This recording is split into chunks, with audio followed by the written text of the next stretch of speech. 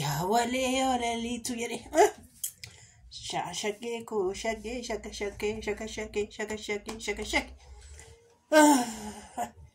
dubbii Filisxeemii fi Iraanii fi Israa'el ta'aa jirti. Dubbiin agarma sanitti deemaa jirti. Ani koo qoosaadhaa piraankii hojjetataa jiru, walitti qoosaa jiru, walitti haasa'aa jiru jedhe. Galgalas ilaaliin ture lakkee ajaroonni kun walitti qoosaa jiru piraankii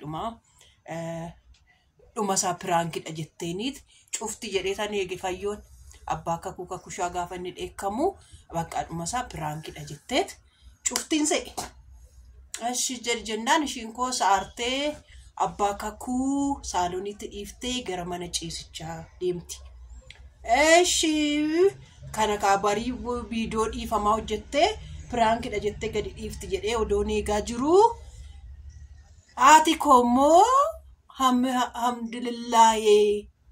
hamdulillaahi dhugaan koo naa bahee abbaan kakuu kakushaa narra goree ishii reebuudha. Akkamittuu reebuu dhiisee jetteet hamdulillaahi jettee Waaqayyoon galateeffatte. Ishiin kunis bakka dhumarraa dhumasaa I'm sorry kuni dubbiin kuni dubbii piraankiti jetteet abbaa kakuu kakushaa dhiifama gaafattee cufti jedhee yaa eege. Akkasittan eege. Gaafaan akkasitti eegu haati kakuu kakushaa miti olitti dhadhaadadhuuti asiif gamasii xoorinnatiin Itoophiyaa fi Saudi Arabiyaatti walirratti banan yuutuubaroonni lamaan. Inni gamaas jedhisa gamanaas jedhan jedhu dhibee komotaataroonni immoo komotaataroonni keenya bar way komotaataroonni immoo sabboontuudhaafis xiyyitii kennuuf Fayyoodhaafis xiyyitii kennuuf ijoollee dhiisaanuma jedhuun dhabe tokko bichaatuma abshir lubbuu jedhan tokko immoo tuffattee tonniiftuu jedha. Lachanuu obbolaadha. Lachanuu immoo aan irratti wal lolanii ogguman suuta maa irratti wal ga'anii maal irratti wal qaqqabanii jedhee gaafan suutuma jedhee immoo gurra kootti kenneetu dhaggeeffadhu. An ofii irratti mati baraan ol lolan. An ormaa irratti. Abaluun jaaladha abaluun jibbaa irratti.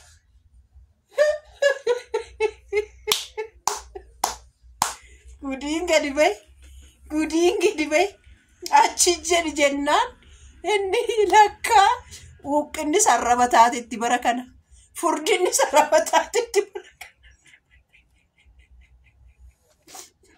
uqqinaanis furdinaanis matittiidhaanis xoorinnatiin walitti badama. Ay matitti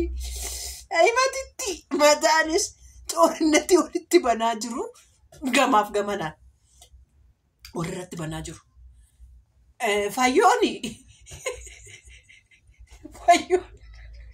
Fayyoon furdinaan ati oomoyyuu kaatee dhaabatteetuma beekta dufcucoo jettiin ishee sun immoo yaa ijoollee uumaa Waaqayyoo keessan galinaa uumaa Rabbii keessan galinaa lachan keessanuu. Fayyoonis aatikoos uumaa Rabbii keessan galinaa maaliifi Waaqayyoo haadha eebbaa kana sila muka godhee uume. Fayyoos ijoollee lama deesse sheeppishii eeggattee jiraachuustiyyuu nama meeqadha ani tortoree badee isa ishiin fidde kana fiduu dadhabu. Dhaabbatanni ishiin qabdu kana qabachuu dadhabu meeqatu jira.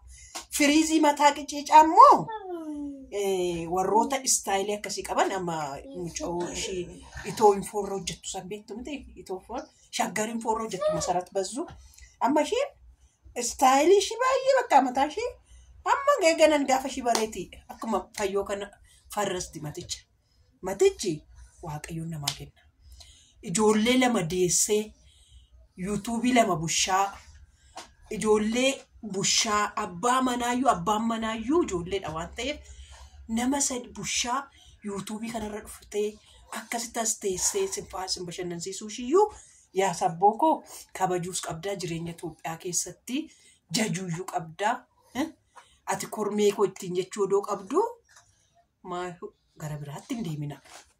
Gara biraatti hin deemina. Abbaa kakushaa immoo isaanumtaa fixatan isin jidduun seenina. Isaanumti haasaa shamarranii kana jidduun seenina.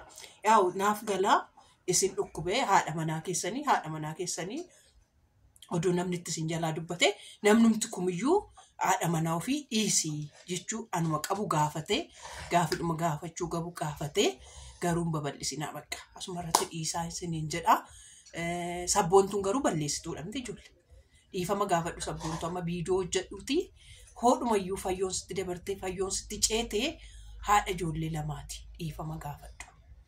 Haadha dabar anis haadha jetteetta garuu ta'uyyuu dhiifama gaafadhu. Ati dhiifama gaafadhu. Yoo ishiin immoo diddee maal fayyoonis dhiifama gaafattu maal rakkoo qabu. Kun dhiifama wal gaafachuun xiqqaachuu miti guddachuudha. Gaa'ila namaa jidduutti immoo gammaduun gaarii miti. Walitti iyyuu dafaatu naaf araaramaa. Walitti hin bu'inaa. Sababa kootiif jettanii akkamitti walitti buutu. Yaa abbaa kakushaa koo jedhiitoo dhiifama gaafadhu.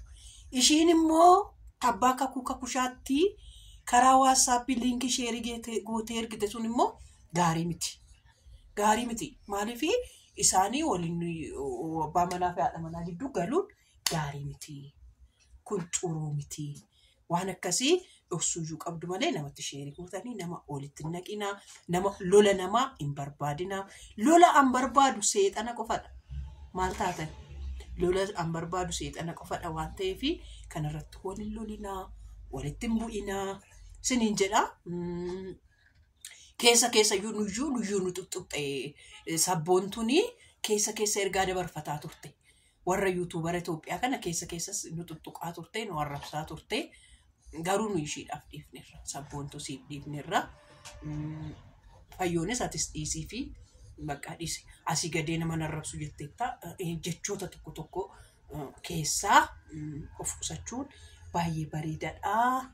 Siniin jedha waan intarneetii kuni isin boru walitti araaramtu, boru walitti dhuftu, warra jalee jidduu deemtanii warra xoorinnatii xiyyiitii akkasitti walitti kennitanii isinis qusadhaa siniin jedha.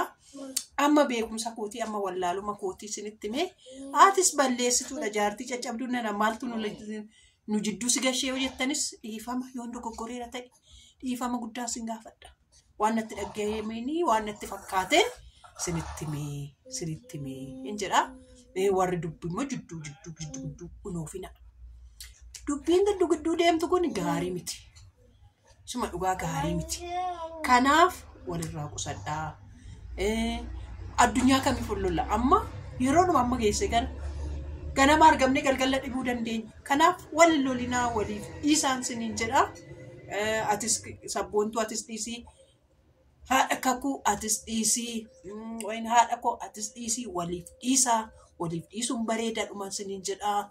Daawwattoota koo galatooma isinis bira dhiisaa jedhaa tokko komantii jalatti barreessaa fi ishee.